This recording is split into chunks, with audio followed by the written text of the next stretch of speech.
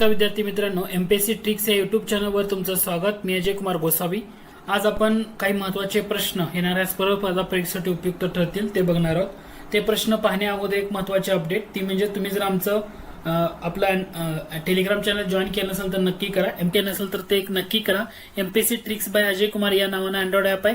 Google play स्टोअरवर जाऊन तुम्ही ते ऍप्लिकेशन डाउनलोड करू शकता. या ऍप्लिकेशनवर गेल्यावर तुम्हाला जो स्टोअर सेक्शन आहे या स्टोअर सेक्शन मध्ये गेल्यानंतर वेगवेगळे कोर्सेस खूप कमी किमतीमध्ये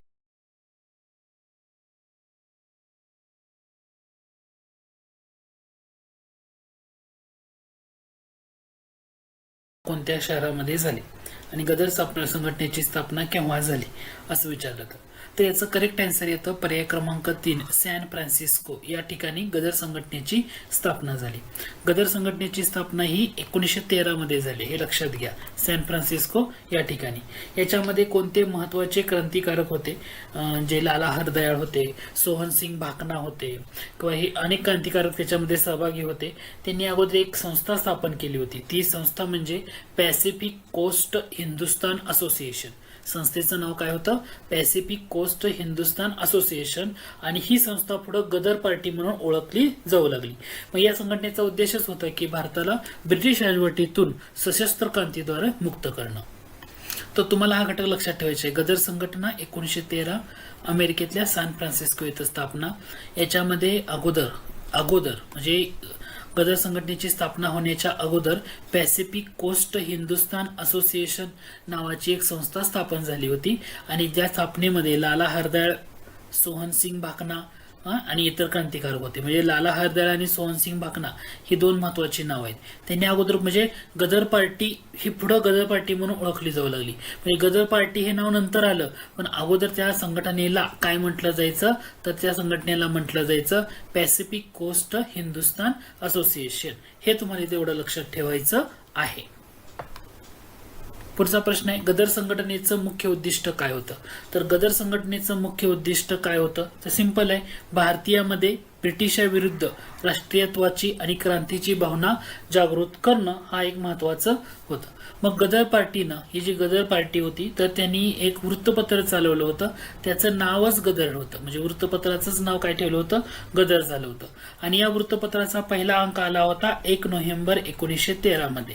आणि या अंकामध्ये असं सांगण्यात आलं होतं की ब्रिटिश सरकार भारतीयावर कसा अन्याय करते हे लोकांपर्यंत या अंकामधून पोहोचवण्याचं काम करण्यात आलं होतं. म्हणजे मुख्य उद्देशच काय होता तर भारतीयांच्या मनात ब्रिटिशाविरुद्ध असंतोष निर्माण करणं आणि त्यांना स्वातंत्र्याच्या लढ्याला सामील होण्यासाठी प्रेरित करणं हेच महत्वाचं उद्दिष्ट होतं. तर हे गदर वृत्तपत्र म्हटले ना, गदर वृत्तपत्राचं उद्दिष्ट काय तर हे त्याचं उद्दिष्ट होतं. लक्षात आलं का? आणि हे कधी पहिला अंक आला होता? 1 नोव्हेंबर 1913 मध्ये आला होता. ठीक आहे. आणि याच्यातून सांगितलं होतं. ठीक आहे. एकदम सिंपलचा प्रश्न आहे की कोणता नेता गदर चळवळीशी संबंधित नव्हता? आता गदर पार्टी म्हटल्यानंतर हे लाला हरदयाळ होते, करतार सिंग सराभा होते, रासबिहारी बोस पण त्यामध्ये येतात. पण याच्यामध्ये कोण नव्हतं यामध्ये बाळ गंगाधर टिळक हे गदर चळवळीशी संबंधित नव्हते. हे लक्षात असू द्या. लाला हरदयाळ हे महत्वाचं नाव आहे कारण गदर संघटनेचं जे प्रमुख संस्थापक म्हणून त्यांना ओळखलं जातं. किंवा करतार सिंग सराभा हे काय होते? एक तरुण आणि उत्साही क्रांतिकारक होते. यांना फाशी झाली. बघा, यांना फाशी झालेली आहे. हे लक्षात राहू द्या. यांना फाशी देण्यात आली. रासबिहारी बोस यांनी भारतामध्ये गदर चळवळ नेतृत्व करण्याचा प्रयत्न केलेला होता, पण तो जास्त कोणी यशस्वी झालेला नाही. लोकमान्य टिळक स्वातंत्र्य लढ्यातले आहेत, पण होमरूल चळवळीशी संदर्भात येतं, गदर चळवळीशी नाही लोकमान्य टिळकांचा संदर्भ. त्याच्यामुळे पर्याय क्रमांक 4 हे उत्तर आहे. पुढचा प्रश्न आहे, कोमागाटा मारो ही जहाजाची घटना कशाशी संबंधित आहे? आता तुम्हाला हे घटक लक्षात ठेवणं गरजेचं आहे. तर कामागाटू मारो ही घटना घडली कधी? तर ही घटना घडली होती 1914 मध्ये. ऍक्च्युली हे नाव काय आहे? जपानी जहाजाचं नाव आहे. हे काय आहे? जपानी जहाज आहे. कामागाटू मारो हे काय होतं? जपानी जहाज होतं. आणि हे जपानी जहाज किती प्रवाशांना घेऊन कॅनडाकडे निघालं होतं? तर 376 भारतीय प्रवाशांना घेऊन हे जहाज निघालं होतं कॅनडाला. ओके. आणि या प्रवाशामध्ये म्हणजे 376 प्रवाशामध्ये ना जास्त करून शीख लोक होते. पण कॅनडाच्या सरकारनं काय केलं तर ह्या लोकांना त्या ठिकाणी उतरू दिलं नाही. म्हणजे त्यांच्या किनाऱ्यावर कॅनडाच्या सरकारनं तिथल्या किनाऱ्यावर यांना उतरू दिलं नाही. मग अनेक महिन्याचा जो संघर्ष झाला, मग या जहाजाला काय केलं, भारतामध्ये परत पाठवण्यात आलं. आणि कोलकात्याचा जेव्हा जे बजबज नावाचा जो घाट आहे, कलकत्त्याचा बजबज नावाच्या घाटावर जेव्हा हे जहाज उतरत होतं तर ब्रिटिश पोलिसांसोबत तिथं संघर्ष झाला आणि या घटनेमधले अनेक प्रवासी मृत्युमुखी पडले. मग या घटनेमुळे भारतीयामध्ये आणि ब्रिटिश सरकार विरुद्ध तीव्र संताप निर्माण झाला आणि याचा परिणाम हा गदर चळवळीला मोठ्या प्रमाणामध्ये चालना मिळाली होती. मग कामागाटू मारो हे कोणत्या चळवळीशी संबंधित आहे असं जेव्हा विचारलं जाईल तर त्याचं उत्तर आहे गदर चळवळ. लक्षात आलं का काय काय सांगितलं मी तुम्हाला यामध्ये? तर कामागाटू मारो हे जपानी जहाज होतं. 376 प्रवाशांना घेऊन कॅनडाकडे निघालं होतं. कॅनडाच्या किनाऱ्यावर उतरू दिलं नाही. त्यातून ते माघारी फिरले, पुन्हा कलकत्त्याच्या किनाऱ्यावर आले. बजबज घाटावर कलकत्त्याच्या या ठिकाणी ब्रिटिश पोलिसांकडे संघर्ष झाला आणि त्यामध्ये अनेक प्रवासी मारले गेले. अशा प्रकारची ही स्टोरी आहे. पुढचा प्रश्न आहे, गदर चळवळीचा अंत होण्याचं मुख्य कारण काय होतं? आता गदर चळवळीचा अंत कशामुळे झाला असेल? निधीची कमतरता किंवा नेत्यामधला मतभेद, पहिल्या महायुद्धात ब्रिटिशांचा विजय, असं वगैरे काही नव्हतं. ओके, कारण ह्याच्यामध्ये सगळ्यात महत्वाचा रोल येतो ब्रिटिश सरकारने 1915 मध्ये डिफेन्स ऑफ इंडिया ऍक्ट हा लागू करणं. म्हणजे गदर चळवळीचं उद्दिष्ट काय होतं तर मोठ्या प्रमाणामध्ये क्रांतीची योजना. परंतु ब्रिटिशांना योजनेची माहिती मिळाली आणि ही परिस्थिती नियंत्रणात आणण्यासाठी ब्रिटिश सरकारनं डिफेन्स ऑफ इंडिया ऍक्ट हा 1915 मध्ये कठोर कायदा केला. म्हणजे या कायद्यानुसार सरकारनं काय केलं, कोणालाही विना चौकशी अटक करायचं, खटला चालवायचा, फाशी द्यायचा. या कायद्याचा वापर करून ज्या गदर चळवळीच्या संदर्भात जे कोणी क्रांतिकारक असेल तर त्यांना अटक केली, अनेकांना फाशी दिली आणि ही चळवळ दडपून टाकली. म्हणजे गदर चळवळ अंत होण्याचं मुख्य कारण काय ठरलं तर हा ऍक्ट ठरला. आणि त्या ऍक्टला काय म्हटलं जातं? 1915चा डिफेन्स ऑफ इंडिया ऍक्ट. हे लक्षात ठेवा, हे परीक्षेसाठी महत्वाचं आहे. कोणता ऍक्ट होता तर डिफेन्स ऑफ इंडिया ऍक्ट 1915. पुढचा प्रश्न बघा, गदर वृत्तपत्र सुरुवातीला कोणत्या भाषेमधून प्रकाशित झाले? आता गदर हे वृत्तपत्र होतं, कोणत्या भाषेमधून प्रकाशित होत होतं? तर गदर वृत्तपत्राचा पहिला अंक कधी निघाला असा प्रश्न विचारला तर उत्तर देता आलं पाहिजे तुम्हाला. या अगोदर मी तुम्हाला सांगितलं होतं 1 नोव्हेंबर 1913 गदर वृत्तपत्राचा पहिला अंक प्रकाशित झाला. आणि जेव्हा तो प्रकाशित झाला तेव्हा तो उर्दू भाषेमध्ये होता. कोणत्या भाषेमध्ये होता? उर्दू. का तर उर्दू ही त्या काळी उत्तर भारतातली एक प्रमुख भाषा होती आणि जास्त लोकांपर्यंत पोहोचायचं असेल तर त्याचा वापर करण्यात आला. नंतर लोकांची मागणी एवढी वाढली की हे वृत्तपत्र पंजाबी गुरुमुखी लिपीमध्ये सुद्धा प्रसिद्ध झाले, पश्तो भाषेमध्ये झाले, हिंदी भाषेमध्ये झाले, गुजराती भाषेमध्ये पण झालेलं बघायला मिळतं. तर इतर भाषांमध्येही नंतर प्रकाशित झाले, पण मूळ जे प्रसिद्ध झालं होतं ते उर्दू भाषेमध्ये होतं. तर पहिला अंक कधी विचारलं तर 1 नोव्हेंबर 1913 हे तुमचं उत्तर असणार आहे. पुढचा प्रश्न आहे, पहिल्या महायुद्धादरम्यान गदर क्रांतिकारकांनी भारतात बंड घडवून आणण्यासाठी कोणत्या युरोपियन शक्तीकडून मदत घेण्याचा प्रयत्न केला? म्हणजे गदर क्रांतिकारकांनी कोणाकडून मदत घेण्याचा प्रयत्न केला? तर आता हा चळवळ जर तुम्ही थोडंसं बघितलं तर हा पहिल्या महायुद्धात जर्मनी, ब्रिटन एकमेकांचे कट्टर शत्रू होते. म्हणजे जो शत्रूचा शत्रू तो आपला मित्र. म्हणजे हे कोणाकडून मदत घेण्याचा प्रयत्न केला होता तर जर्मनीकडून घेण्याचा प्रयत्न केला होता गदर पक्षाच्या नेत्यांनी. हा महत्वाचा घटक आहे. ओके, म्हणजे मग काय झालं होतं तर गदर पक्षाच्या नेत्यांनी भारतात ब्रिटिश सत्ता उलटून टाकायची होती म्हणून जर्मनीशी संपर्क केला. मग या योजनेला हिंदू जर्मन षडयंत्र असंही म्हटलं जातं किंवा याला दुसरं एक नाव आहे, ते नाव म्हणजे झिमरमन प्लॅन. झिमरमन प्लॅन असंही म्हटलं जायचं. या योजनेला झिमरमन प्लॅन किंवा याला हिंदू जर्मन षडयंत्र असं म्हटलं जायचं. मग झिमरमन प्लॅन म्हणजे काय तर जे जर्मनी गदर क्रांतिकारकांना आहे, हे जर्मनी जो देश आहे हा काय करेल, जो गदर क्रांतिकारक आहेत, गदर क्रांतिकारक त्यांना शस्त्र पुरवल किंवा त्यांना पैसा पुरवल, लष्करी प्रशिक्षण देणार होता की ज्याचा वापर भारतात सार्वत्रिक बंड पुकारले जाणार होते. आणि जर्मनीला फायदा काय तर पहिल्या महायुद्धात हे जर्मनी आणि ब्रिटन एकमेकांचे शत्रू होते, तर त्यांना तिचा फायदा झाला असता. होता? जर समजा गदर क्रांतिकारकांनी भारतामध्ये मोठ्या प्रमाणामध्ये बंड घडवून आणलं, सार्वत्रिक बंड, तर ब्रिटिशांचं लक्ष तिथं जाईल ना, आणि पहिलं महायुद्ध जिंकायला जर्मनीला फायदा होईल, म्हणून हा झिमरमन प्लॅन त्या ठिकाणी चर्चेमध्ये आला होता. तर तुम्हाला लक्षात आलं पाहिजे कोणाकडून मदत घेण्याचा प्रयत्न केला होता, तर जर्मनी हे तुमचं उत्तर आहे. पण ही योजना सक्सेस झाली नाहीये, अयशस्वी ठरलेली आहे, कारण ब्रिटिशांनी लवकरच ते पकडून तो उठाव दडपून टाकलेला होता. पुढचा प्रश्न आहे. प्रश्न बघा काय म्हणते.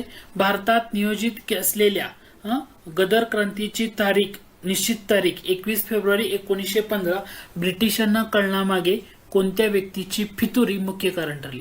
म्हणजे कोणतेही उठाव जेव्हा अयशस्वी झाले ना, त्या ठिकाणी फितुरी झाली होती. आणि याच्यामध्ये रासबिहारी बोस, किरपाल सिंग, विष्णू गणेश पिंगळे, भाई परमानंद अशी नावं दिलेली आहेत. तर याचं करेक्ट आन्सर येतं किरपाल सिंग. म्हणजे गदर क्रांतीची योजना ही खूप गुप्तपणे आखली होती आणि याची अंतिम तारीख पण ठरली होती. ती तारीख होती 21 फेब्रुवारी 1915. ओके, ही तारीख म्हणजे या तारखेला मोठा उठाव करायचा. परंतु किरपाल सिंग नावाचा व्यक्ती होता, हा चळवळीत सामील झाला होता, पण तो ऍक्च्युली काय होता, पोलिसांचा खबरी होता. त्याने ह्या क्रांतीची सगळी योजना, ठिकाणं, नेत्याची माहिती ब्रिटिश सरकारला दिली.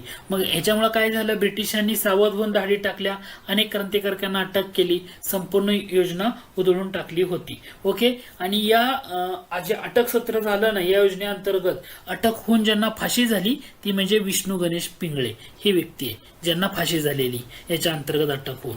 तर हे लक्षात ठेवा, महत्वाचा मुद्दा आहे. तर नाहीतर गदर ही जी चळवळ अयशस्वी करायला किरपाल सिंग जिम्मेदार होता. पुढचा प्रश्न बघा. गदर पक्षाच्या विचारसरणीचं सगळ्यात वेगळं आणि महत्वपूर्ण वैशिष्ट्य कोणतं होतं, जे काळामधील इतर गटापेक्षा वेगळं होतं? आता लक्षात ठेवा, गदर चळवळ जी होती ना, या चळवळीनं एक लक्षात ठेवायचं, तीव्र धर्मनिरपेक्ष आणि लोकशाहीवादी दृष्टिकोन होता. म्हणजे गदर चळवळीमध्ये जर तुम्ही बघा, हिंदू होते, शीख होते, मुस्लिम होते, सगळ्या धर्माचे लोक होते आणि ह्याच्यामध्ये एकी होती. पहिली महत्वाची गोष्ट, गदर पक्षाची जी योजना आहे किंवा विचारसरणी आहे ही धर्मनिरपेक्षता होती. म्हणजे याच्यामध्ये असं नव्हतं की क्रांती करणं म्हणजे एका धर्माचं राज्य आणणं असं वगैरे त्यांच्यामध्ये नव्हतं. सर्व जात धर्म पंथ आहे ना, यांच्यासाठी लोकशाही स्थापन करणं. तुम्ही असंही बघा, गदर पक्षाचं जे वृत्तपत्र होतं ना, गदर नावाचं वृत्तपत्र, या वृत्तपत्रामधून जे धार्मिक भेदभाव केला जातोय ना, त्याच्यावर टीका सुद्धा केली जात होती. मग हे वैशिष्ट्य होतं गदर पक्षाच्या विचारसरणीचं, काय की तीव्र धर्मनिरपेक्ष म्हणजे सर्व धर्मांना समान मानणारं आणि लोकशाहीवादी दृष्टिकोन होता. तर हे वेगळा घटक ठरतो इतर ज्या महत्वाच्या विचारसरणी आहेत ना त्यांच्यापेक्षा. पुढचा प्रश्न आहे. गदर दी गुंज, गदरचा प्रतिध्वनी या नावानं ओळखल्या जाणाऱ्या साहित्य प्रकाराचे गदर चळवळीतील मुख्य कार्य काय होते? आता गदर दी गुंज किंवा काय म्हणले त्यांना गदरचा प्रतिध्वनी. आता चळवळीचा वार्षिक अहवाल सादर करणं किंवा क्रांतीसाठी शस्त्र कसे वापरावे याचं प्रशिक्षण देणं, हे कोणताच घटक यामध्ये नव्हता. यामध्ये काय होतं तर सोप्या, प्रभावी व कवितांच्या माध्यमातून क्रांतीचा संदेश निरपेक्ष लोकांपर्यंत पोहोचवणं. आता गदर वृत्तपत्राचा रोल काय होता तर एकतर ते सुशिक्षित लोक होती ना त्यांच्यासाठी होता, परंतु ज्या मोठा समुदाय हा निरक्षर होता, मग त्या निरक्षर लोकांपर्यंत पोहोचण्यासाठी काहीतरी करणं गरजेचं होतं. म्हणून गदर दी गुंज ही नावानं एक साहित्य प्रकार तयार करण्यात आला. म्हणजे या कविता म्हणजे याच्यामध्ये कसा होता, एक काव्यसंग्रह होता की ज्या काव्यसंग्रहामध्ये देशभक्तीपर काही सोप्या भाषेमध्ये किंवा तोंडपाठ होणाऱ्या कविता होत्या. या कविता वेगवेगळ्या सभामध्ये किंवा वेगवेगळ्या खाजगी बैठका होत असत ना, त्या ठिकाणी त्या गायल्या जात असत. म्हणजे जे निरक्षर लोक आहेत ना, त्या निरक्षर लोकांपर्यंत पोहोचण्याचा एक उद्देश ह्या गदर दी गुंज या साहित्य प्रकाराचा किंवा गदरचा प्रतिध्वनी या नावानं ओळखलं जातं, त्याचं मुख्य कार्य होतं. ओके, कारण गदर हे वृत्तपत्र सुशिक्षित लोकांपर्यंत जाते, पण निरक्षर लोकांपर्यंत पोहोचायचं कसं याच्यासाठी हा महत्वाचा साहित्य प्रकार पुढे आला होता. त्याला गदर दी गुंज म्हटलं. गदर दी गुंज म्हणजे कवितांचं माध्यम. म्हणजे एखादी खाजगी बैठक झाली किंवा काही सभा झाली तर त्याच्यामध्ये निरक्षर लोकांना या गोष्टीची माहिती देणं याच्यासाठी हे करण्यात आलं होतं. पुढचा प्रश्न आहे. अमेरिकेत प्रशिक्षण घेऊन भारतात परतलेल्या गदर क्रांतीची योजना बंगालमधील क्रांतिकारक रासबिहारी बोस यांच्यापर्यंत पोहोचून दोन्ही गटामध्ये दुवा साधणाऱ्या मराठी क्रांतिकारकाचं नाव काय ज्यांना पुढे लाहोर कटामध्ये फाशी देण्यात आली? तर हे असं फिरवून फिरवून विचारले, तर हे तुम्हाला माहित पाहिजे. विष्णू गणेश पिंगळे यांच्याबद्दल बोलण्यात आलेला आहे. आता हा प्रश्न गदर चळवळीचा अखिल भारतीय स्वरूपावर आहे, पण थोडासा कमी चर्चेत असणारी व्यक्ती आहे विष्णू गणेश पिंगळे. आता विष्णू गणेश पिंगळे महाराष्ट्राचे, मूळ पुणे जिल्ह्यातले होते. हे इंजिनियर होते, म्हणजे अमेरिकेमध्ये ना अभियांत्रिकेचं शिक्षण घेत होते, आणि ते शिक्षण घेत असताना, अभियांत्रिकेचं शिक्षण घेत असताना अमेरिकेत ते गदर चळवळीत सामील झाले. तिथल्या क्रांतीची योजना आखली गेली. त्यानंतर ते भारतात आले. भारतात आल्यानंतर त्यांनी रासबिहारी बोस यांच्याशी संपर्क साधला. बंगालच्या क्रांतिकारक असतील किंवा पंजाबमधले गदर गट आहेत, त्यांना एकत्र आणण्यामध्ये यांनी महत्वाची भूमिका बजावली. आता यांच्याकडे कसं होतं, बॉम्ब किंवा शस्त्र सापडल्यामुळे त्यांना अटक झाली. पुन्हा कसं झालं, मिरत कट खटला पुढे जो चर्चेत आला होता, तर यांच्यामध्ये कतारसिंग सरबा यांच्यासोबत त्यांनाही फाशी देण्यात आली. म्हणजे असं पुढं जे कट घडत गेले पुढं त्याच्यामध्ये. तर तुम्हाला हे डिटेलमध्ये एवढं जाण्यापेक्षा हे लक्षात ठेवा, विष्णू गणेश पिंगळे गदर पार्टीशी सहभागी झाले होते आणि त्यांना त्यामध्ये नंतर फाशी झालेली. तर असं बेसिकली हा एक महत्वाचा टॉपिक होता, गदर पार्टी, गदर चळवळ. बेसिक एवढ्याच गोष्टी आहेत. एवढं जर फोकस केलं तरी